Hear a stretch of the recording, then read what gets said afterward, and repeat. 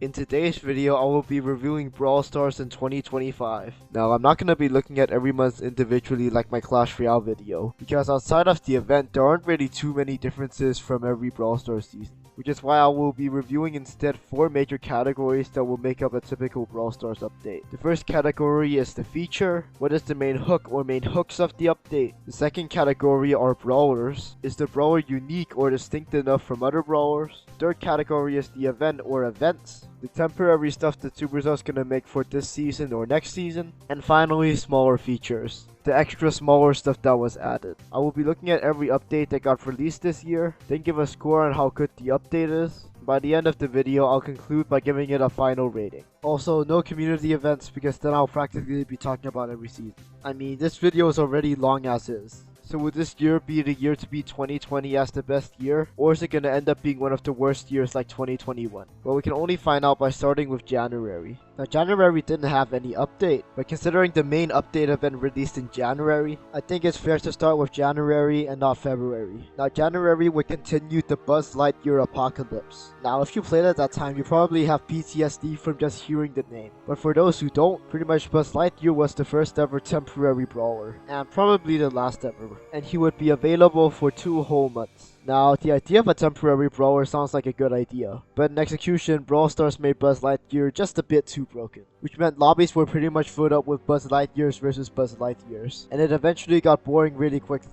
Now, Buzz Lightyear did have pretty much 3 brawlers in one, which meant that you weren't facing the exact same brawler every time, but either way, seeing so much Buzz Lightyear got stale. And because Buzz Lightyear was in the game for 2 months, that meant you could also play him in January, because Buzz Lightyear was first released in December. So the Buzz Lightyear apocalypse continued. Outside of the Buzz Lightyear apocalypse, we would also get a Pizza Planet event. Now, this event was structured about the same as the SpongeBob event. Instead of collecting Krusty Cash like you would in the SpongeBob event, you instead collected pizzas, and you could get pizzas from shop offers, checking the shop and game modes, and then spend these pizzas inside of a shop. Overall, the structure of both of these events are about the same, but they obviously had to make a few changes to spice this event up. The first change and biggest change was that the only way you could get pizzas from game modes were from contests, compared to SpongeBob, where you just had to win in a game mode with a Krusty Cash icon. Overall, this change was quite controversial, as it meant not everyone would get the same amount of pizzas, and the rewards from this contest was overall just worse than the Angels vs Demons contest. Although another major change was that the offers were a lot better, as the discounts were way more consistent, you could get far better skins for a better price, and you were even guaranteed a free reward from the shop every day. As for the game modes, I'd say they were on the same level as SpongeBob. I quite like Special Delivery, but Brawl Hockey was too chaotic for my liking. But Supercell would also do a bit of a mix-up with the other game modes, as you can now play other game modes with 2v2. I honestly wish that they would bring this back,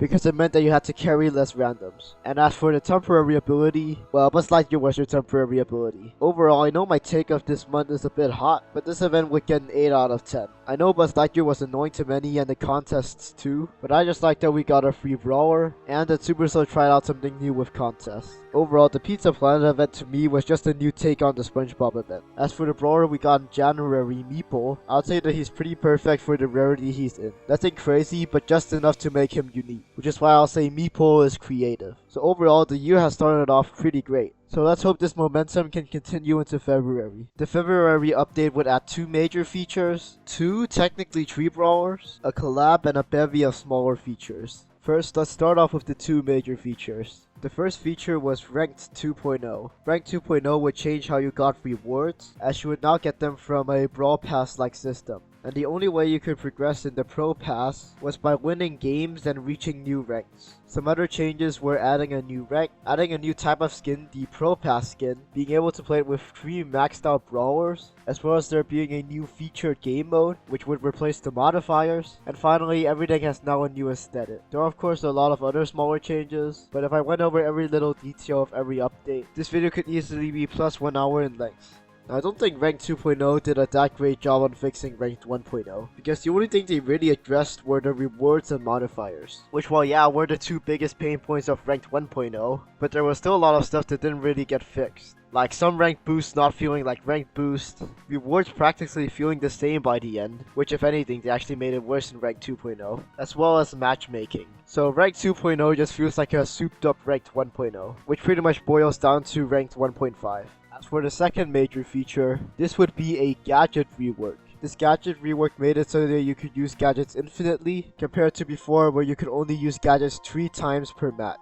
And now every gadget had a cooldown from 7 to 23 seconds. This in my opinion was a great change, as they would now have more options to balance the gadget itself. So the feature is a bit of a mixed bag, so let's hope that the brawlers can make up for it. In early February we would get a brand new brawler, Ollie. He's a mythic brawler, and just like Meepo, he deserves that status. While his attack isn't anything crazy unique, his super definitely makes up for it, because when you use it, he will be vulnerable for a few seconds, but if your super hits a brawler, they would then be taunted and then follow you. This makes for a super that has high risk but high reward, and the super alone, to me at least, is enough justification to say that he's creative. As for Finks, I'm just a bit more mixed on him. While his main attack and super are undeniably unique, I think he's just a bit too basic to have mythic status. So Finks I'm just a bit more split on, as I feel like he would be way better as an epic brawler. And all of my complaints apply even more to Lumi. She just doesn't feel like a mythic brawler. Her main attack is pretty much just a basic copy of Sam's super, and her main gimmick with her super is just the opposite of Otis's. Considering how much Lumi copies from other brawlers, I'd say super rare rarity would fit her perfectly. Which is why Lumi is in my opinion an uncreative brawler, because she doesn't really fit her rarity. So the brawlers just got worse and worse. So let's hope that the collab can make up for it. The collab we got this season was the Uno collab. This was definitely a smaller event. All we really got in this event was a challenge, a new skin, and a game mode. But oh boy was the game mode fun.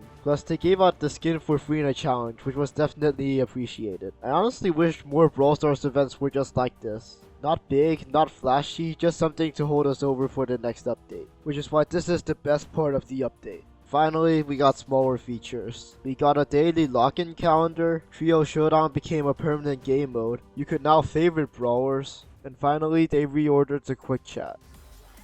Overall, the best way to describe this update is a mixed bag. Nothing here is outright bad, and nothing is either outstanding. Well, except for the Uno collab, but outside of that, this update doesn't have too much outstanding. Hopefully, the May update can make up for it. Now, May's update would be a good deal smaller than the February update. The main reason why was because Supercell had some collab plan, but then plans fell through, so they had to scrap it, and then they had to make a new event. This event mirrored the Godzilla event. I think I'm beginning to see a pattern here. This event had 4 main parts to it: sushi rolls and the sushi roll tracker, the event calendar, wasabi powers, and game modes. First, let's start off with the sushi. The twist from the drop formula with the sushis, it was that tapping on them had a small chance of them splitting, and every time a sushi split, you practically doubled your rewards. So one sushi had the possibility to become 8 sushis. Now these sushis would be filled into a track, and if you hit certain milestones, you could get free stuff. The free stuff were gems, skins, and a free brawler. Overall, the system sort of mirrors the Godzilla event, as the main reward was a lucky drop type of RNG, and if you got enough of that specific lucky drop type, you would get free rewards. The second part of the event was the event calendar. This was a great idea, as changing how the event works week by week would make each week feel more fresh, as well as a clear list of what we can expect. Now usually when I say a great idea, then it's usually followed up with something disappointing. But this time, nah, because Supercell executed the event calendar almost perfectly on their first try, as each week not only had a main event, but also a nice complementary event, and I guess a manga. Next up. Now, wasabi powers work similarly to how the mutations did in the Godzilla event. Every wasabi power was assigned to one brawler, and you couldn't use it on any other brawlers. Now, the Godzilla event only had 40 mutations, but this event had 60 wasabi powers. Overall, the wasabi powers weren't really as cool as the mutations, because the second time is usually not as special as the first time, but hey, at least we got blessed with these 2 words. Finally, the game modes. The first game mode was Samurai Smash, and the second game mode was Oni Hunt. Samurai Smash would be like if you combined Bot Drop and Gem Grab together. This game mode was fine, and I didn't really think too much of it. And the same thing goes for Oni Hunt. The only thing that notable about Oni Hunt it was that it was a new PvE mode, which is something we hadn't seen since 2022. And this wouldn't be the last time we would see PvE either. So that was the Katana Kingdom event. On the surface, this event sounds like a much more improved version of the Godzilla event. And considering the Godzilla event was a great event, it seemed like this event would get the impossible 10 out of 10. But unfortunately, there's just one thing holding this event back, and it was how you unlocked sushis. You see, the only way of consistently getting sushi every day were from the daily wins, which meant that you were pretty dependent on the amount of sushi the event calendar would give you, as well as the RNG from the sushi splits. And considering if you got 200 sushis, you could get a free hypercharge skin, free-to-play players obviously wanted to get that skin. But in the first week, Supercell would practically give us no extra sushis, because you could only get 3 sushis that week. Now eventually, every week Supercell would give us more and more sushis, and they even gave out some free ones in the shop. But even though we were practically swimming in sushis by the end, it was still quite hard to hit the 200 mark because of how little sushi we got in the first week. So unless you got okay luck from the sushis, you were never gonna get the hypercharge skin without paying up. Overall, because of how stupid it was to get sushis in the beginning, I have to unfortunately dock this event 1 point, as it's so close to greatness. As for the brawlers, the first brawler we got was Jaeyoung. Now Jaeyoung deserves the creative status, because a support brawler that can swap between different types of support is really cool, and there's no support brawler that can do something like this. As for Kaze, well, she can literally just switch to a new brawler. This brawler I would also say is really creative, as it truly makes you think about which mode would be the best to use right now, which is a different way to play. Now, do I think she deserves her ultra legendary status? Of course, I mean she's literally 2 brawlers in 1. Oh yeah, I guess ultra legendary rarity also came out this month. I do really hope the Brawl team just gets really creative with ultra legendary brawlers, because ever since 2024, the status of being a legendary just felt more and more meaningless. So hopefully they don't start to devalue the status of ultra legendary anytime soon. As for smaller features, we got some gadget and hypercharge visibility changes, and wait, that's it? Yeah, you can kinda tell this update was rushed. Considering the circumstances, it's only fair to give this update a 9 out of 10, as everything in this update is baseline great. Plus, I'm just happy this event didn't repeat what happened with Classic Brawl. Now it's July, and it's soon going to be the big summer update. If you don't know, Supercell games usually try to get a big update for summer, because in the summer, most of the dev team is off on holiday, and a small group of devs are the only one left to keep the game maintained. So I have got some high hopes for this update, and I hope they deliver. The July update would give us 2 major features, 2 new brawlers, and 2 smaller events. Let's first start off with the first feature, which is the Trophy Road rework. This rework was aiming to fix one of the main pain points of the Trophy Road, which were the rewards. Before the credits update, regressing in the Trophy Road was actually rewarding, but when they added credits and had to remove boxes, the rewards all of a sudden didn't feel as rewarding. So this rework aims to fix that. You would now be able to get way more power points and coins than the old system. You can now get bling as well as hypercharge drops. They extended the Trophy Road by another 30,000 trophies, and you would now get more legendary star drops. Some other smaller miscellaneous changes were being guaranteed rare and super rare brawlers from the Trophy Road, the rewards in the high trophy ranges were now more varied, and finally injecting some lore in the Trophy Road, because now the Trophy Road was inside of Star Park. Overall, the Trophy Road rework doesn't really feel like a rework. It feels more like an improvement, which I can't really complain about. Overall, my only real problem with the Trophy Road rework, it is that the Star Park content we got was pretty lame. There were 15 environments in total, but at launch only 2 of them would be completed. Now, I was obviously not expecting them to complete all of the environments, as making a lot of unique 3D assets will obviously be really time consuming, but I was expecting at the very least a quarter of them to be finished. So 2 just feels a bit like a slap in the face. But you wanna know what is a bigger slap in the face? Uh-oh. The second feature we would get this month were records. Records were meant to replace the mastery system, which was already a beloved feature, as it gave out a lot of good rewards for just playing brawlers. So seeing it get removed was a bit weird. But when records came out, players were massively underwhelmed, as the rewards from the records were a far cry from what we got from masteries. And while some of the rewards were decent, most of the rewards were just star drops. Plus, records just had a lot of problems at launch. Some brawlers not getting any extra tasks, the way the records were formatted made it really hard to find specific records, some records just felt impossible to do, and outside of star drops, the only other reward were record points. And all record points would give you was a dinky battle card cosmetic. No pins, no sprays, not even a skin. Now the reason why we didn't get too many rewards from records, it was because of the Trophy Road rework, as the Trophy Road rework siphoned pretty much all of the mastery rewards. So the star Jelly drops were just a bonus, as Supercell mainly intended records to be a cosmetic thing. But just the fact that records are so similar to masteries, as well as the fact that the cosmetics themselves are not really that good, and were the sole reason why masteries even got deleted in the first place, meant obviously that players would blame records. But even though most of the criticism to records were still unjustified, especially considering that records were a lot newer, it doesn't really help the fact that they were still kind of poorly thought out and a bit rushed, which is why this is the worst feature to come out of this year, or at least so far in the year. So we got another quote-unquote rework that was pretty good, and records were just mediocre. So let's hope the brawlers can save it.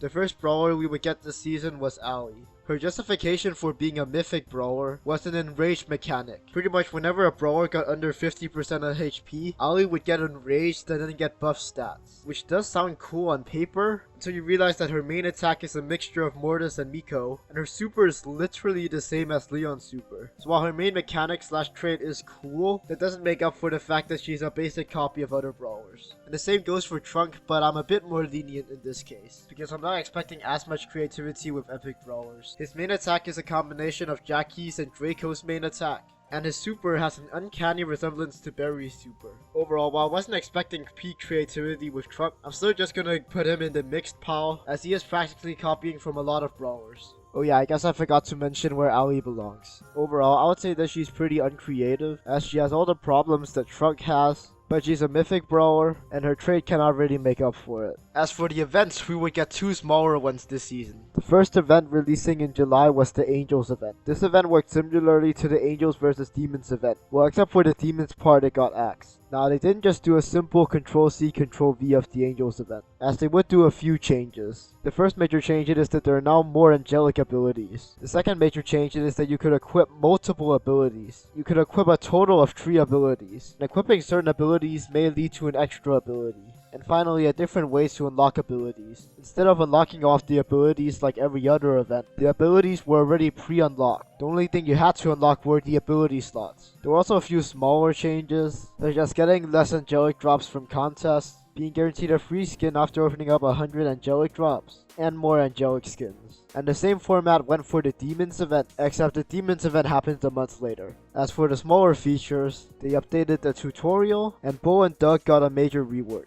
Just like the last update, not as many smaller features. Overall, the update, just like Trunk's super, is uncannily similar to Clash Royale's update for losers. I mean, both updates have 2 major features getting reworked. One of the reworks made progression better, while the other feature got massively nerfed to compensate for that, and the community was outraged until Supercell made a statement. The only reason why the Brawl Stars update is getting a point more than the update for losers, it was because the Angels and Demons event was actually quite solid. Everything else was either forgettable or update for losers. Overall, this update was a pretty big disappointment, especially considering it was the summer update. So let's hope that the September update can make up for it. September would have 2 events, with one of them being a collab, 1 feature, 2 new brawlers, and of course smaller features. Now I already made a video talking about the collab and the new feature, so if you're truly curious on more details, you can just watch that one. But to summarize, Subway Surfers collab 8 out of 10, early access events 9 out of 10. So now all I have to talk about are the new brawlers, the smaller features, and the extra event. So let's first start off with the brawlers. The first new brawler we got was Mina. Her main gimmick is that after she attacks, there would then be a timer, and if you can attack again in that timer, your attack will do more damage. This makes for a system where you're encouraged to think before you attack, which is really cool, and her super is pretty unique as well. So I think I'll put her in the creative tier. As for Ziggy, his main attack is a unique spin on the thrower mechanic, because instead of needing to judge where the attack will land, you instead have to react when the attack will hit, which is a different way to say that he's a special thrower. And his super is also quite crazy with how big it is. But considering how slow it moves, I don't think it was impossible to dodge.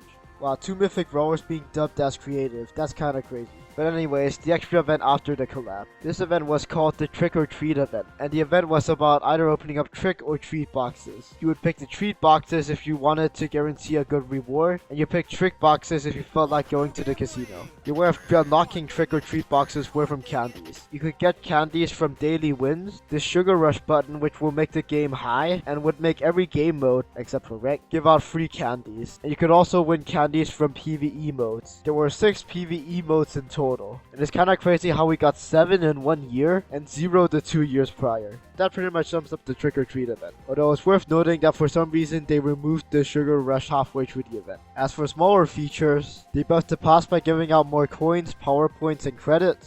They balanced out some records and added some new ones, added more areas on the trophy road, removed ranks for some reason, then replaced them with this weird icon. But hey, at least we got more tiers beyond 1k. And finally, they made a few game modes permanent. Overall, this update is a massive improvement from the summer update, as not basing your update around update for losers will do that to you. So overall, this update will get an 8.5 out of 10. Let's hope we can at least maintain this bar of quality for November. This update would have 2 major features, a new brawler and a brand new collab. Let's first start with the 2 new features. The first feature were the Omega quests. These quests were just bigger versions of regular quests. You would get a lot more XP from these quests and a neat bonus reward on the side, and they would only pop up once every week, compared to the other quests where we would get a few every day. Alongside Mega Quests, we would also get Omega Quests. The Omega Quests are pretty much just a better Mega Quest, but these only appear once every season. And finally, the switch feature for Mega Quests are far better than the rerolls from the regular quests, as when you switch a Mega Quest you actually have options. Overall, Mega Quests were an excellent addition, as it pretty much just gave out free extra rewards, which is why Mega Quests will get a 10 out of 10. And the same will go for the daily win rewards. Pretty much instead of needing 8 wins to get 3 star drops, you instead need to get 6 wins for 6 star drops. Definitely taking some notes from Clash Royale. You could also get other types of gacha from the daily rewards, and on some days you can get lucky and get even more special gacha. As I've said, this works similarly to the Omega Quests where they just give out extra free rewards. So yet again, 10 out of 10. So overall, we've already gotten a great start. So let's hope this new collab / event can keep this streak. The collab we would get this season was Stranger Things. I do not know anything about Stranger Things, so this will be fun to talk about. This event's currency is waffles for some reason. You could get waffles from the daily win rewards, the shop, and boss fights. And Supercell would add 2 more PvE bosses this season. This bumps our total of bosses to 9. Now all of these events to get waffles have already been in prior events, but Supercell would decide to experiment with a new game mode this season. And this game mode was Upside Down Showdown. Upside Down Showdown worked like a roguelike. When playing Upside Down Showdown, you could pick between 3 options to buff your stats. And if you won that game, you can reach to the next stage and then buff even more stats. Overall, everyone really liked this game mode, because it made every brawler feel fresh again. Because every brawler had their own set of stats that you could buff. This was definitely the highlight of the event, because the rewards were not really that great. If you wanted to cash in your waffles to get some rewards, you only really had 2 options, with both of them being packs. The first pack wouldn't give you any rewards, but it would give you a card of a brawler, and when you got that card, that meant you could play the brawler in Upside Down Showdown. And as for the second pack, it works the same way as the previous pack, but with one key difference. You could also get rewards with it. Now these rewards could just boil down to bling and coins, but you also had a less than 1% chance to get the event skins. So if you really wanted some rewards out of this event, you had to get the second pack. But the problem with all of these packs, it was that they were extremely expensive. While it did seem generous the amount of waffles Supercell gave us, it doesn't really matter if what we can get with these waffles are so lame. And it didn't either help that the event was pretty grindy. So while Solo Showdown was good, that was the only really redeeming part of the event. So unfortunately, the event would get a 7 out of 10. As for the brawler that got released, Gigi's main gimmick was a radius around her. And if brawlers attacked in that radius, she would charge her super. Fun fact, Edgar was actually planned to have this ability, but it got scrapped because it was a bit complicated to add. So it was really cool to see the feature get realized with Gigi.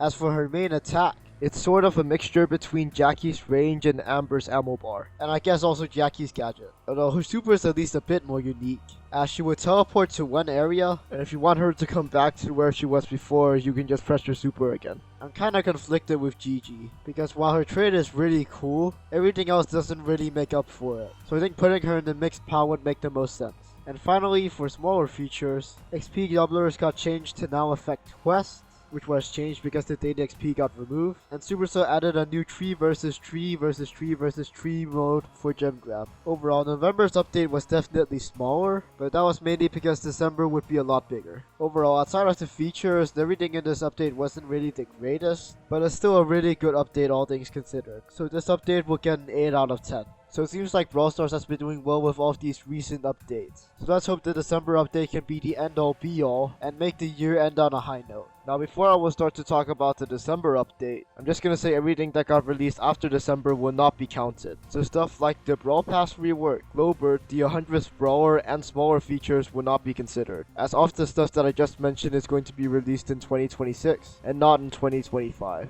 Now I will eventually talk about all of this stuff if I'm gonna make an overview of Brawl Stars in 2026. But for this video, I'll be strictly talking about what came out in December. The December season would add a new feature and a new brawler. This is shockingly the first update to not have any event, which sounds weird until you realize that they saved the event to February. But anyways, let's talk about the new feature. The new feature would be Buffies. Buffies are the 5th add-on to brawlers, and their main gimmick it is to buff brawlers pre-existing add-ons. Well, except for gears. Now I won't be going over what every Buffy does, kinda like how I haven't been going over hypercharges for this year, but the main reason why it is so this video won't release next year. But what I will be going over instead, it is how you unlock Buffies, and if I think they're a good addition or not. So first, let's start off with how you unlock them. There are 2 ways you can unlock Buffies. You can either get them from the claw machine, or just flat out buying them. Now I have heard online about how Buffies feel a bit expensive, and while I'm not going to say that they aren't expensive, I'm just going to say that the price of Buffies are identical to the price of hypercharges. Because 1 power point equals 2 coins, so 2000 power points equals 4000 coins, plus the 1000 coins which equals 5000 coins in total. So while I do think the power point cost should be 1000 and not 2000, I do overall think that this amount is actually quite fair. But as for the gem cost, I'm a bit more mixed on, because while flat out buying the Buffies cheaper than if you just flat out bought a hypercharge,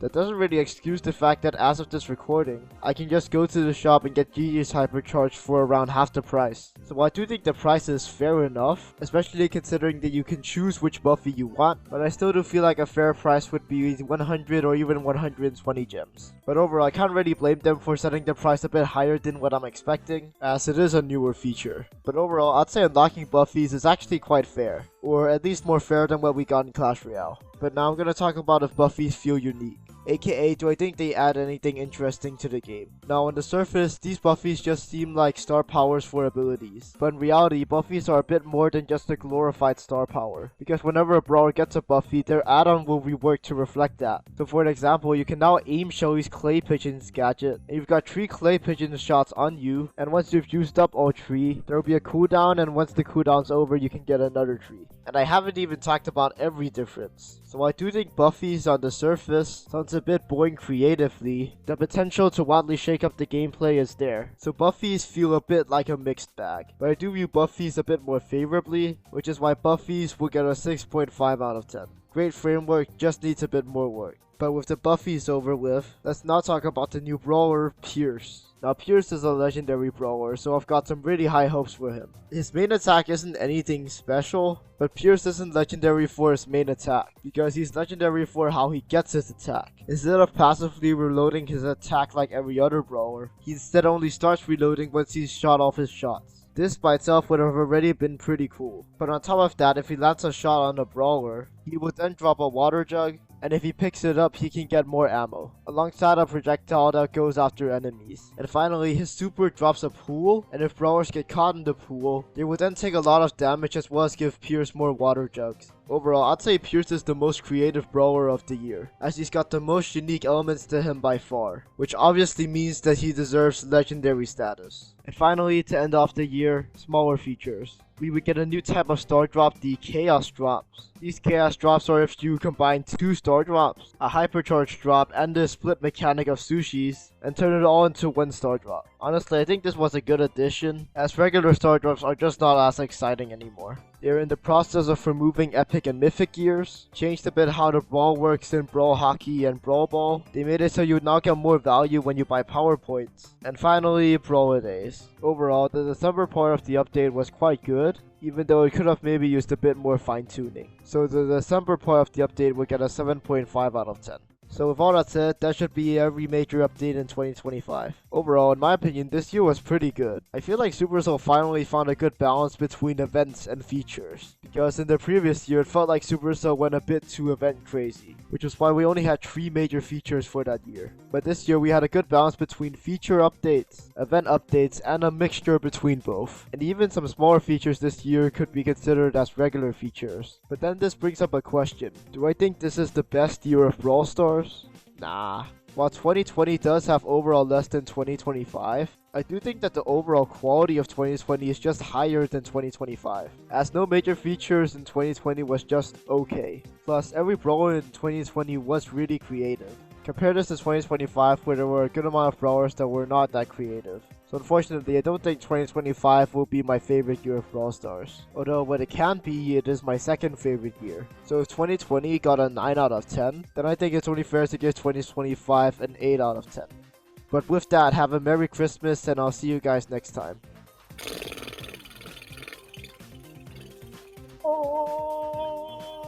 Talker, CR, and BS.